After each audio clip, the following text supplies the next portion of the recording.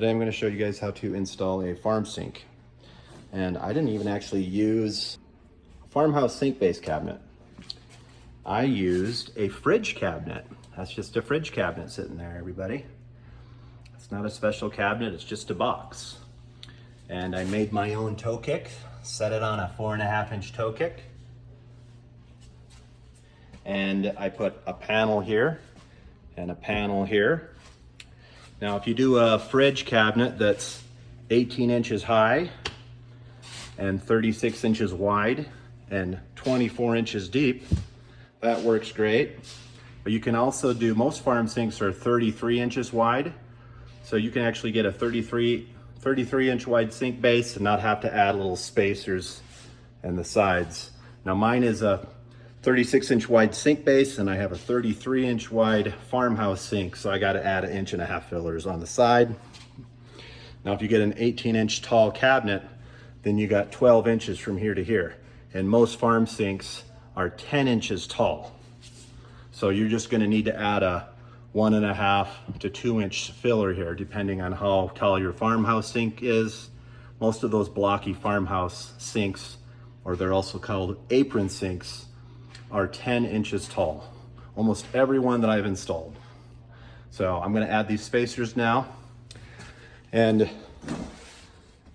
also, all you need to do, get a couple 2x4s, put them in the bottom of in front of the spacer, right? So you don't see the spacer. So you don't see the 2x4s, right? You put the spacer down, put the 2x4s behind, and the sink's just gonna set on that. And I have these little spacers here, and if the sink needs to go up a little bit, these are 1/8 of an inch. They're just tempered hardboard cut up into strips. I'm gonna need a couple here.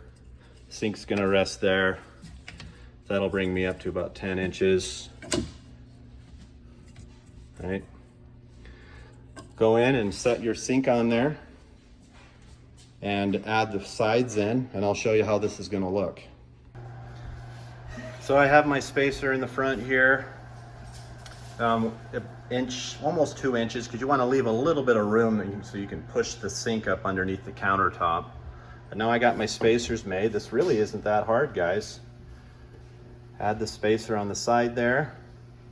I'll screw that in because I already screwed this in. See, I used 5 or so screws. And then there's this piece on the left. Screw that in as well.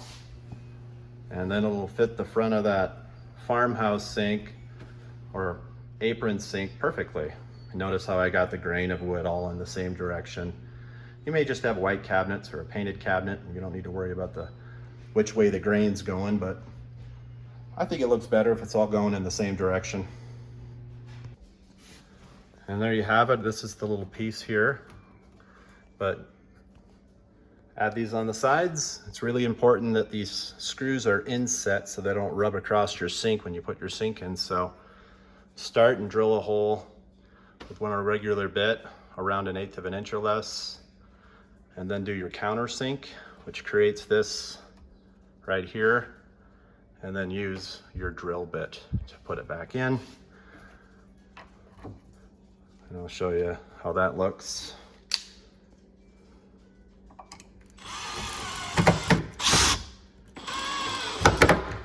And these only need 2 screws.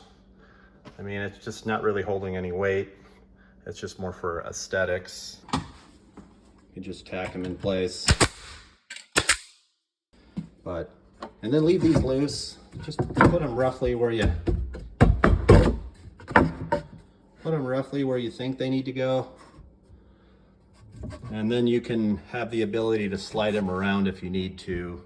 And then you can just, once the sink set, it's so heavy, you don't really need to fasten them with screws. You can just put some silicone on the sides to hold these in place. Once the sink's on, it's not going to go anywhere. Or if you know exactly right where to put these, you can screw them down in. Whatever's easiest for you.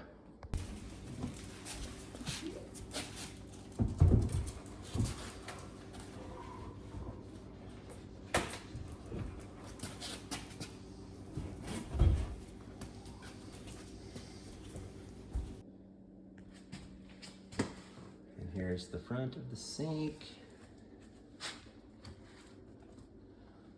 Fits in there really well. If there's a little bit of a gap, sometimes these sinks aren't perfectly square, and once you get the sink in and the countertop on, you can just fill this in with silicone.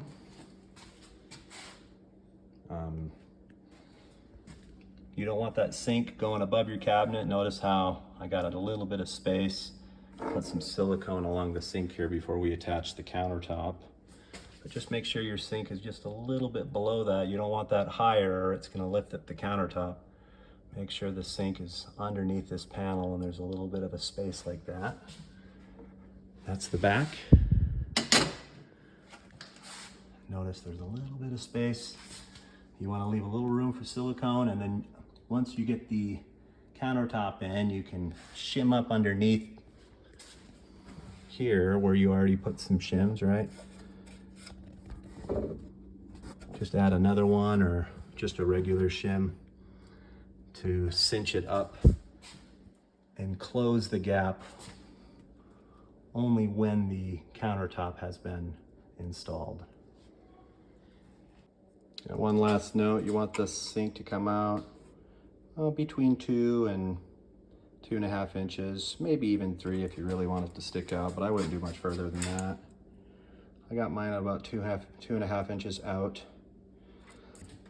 You want to make sure that any cabinets near your sink isn't going to rut into your, so pull your drawers out, open up your doors. I got plenty of room, but I've seen it where you open up a drawer and the sink and the drawer will actually rub across the sink or hit the sink. You don't want that, so be careful and be mindful of that when you're installing your cabinets and your sink.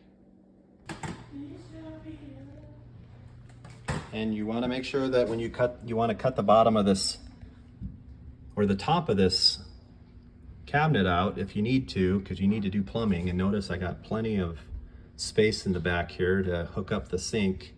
So make sure that you have all that cut out before you put the countertop on. It's really hard to cut the cabinet out when you have the sink and the countertop on.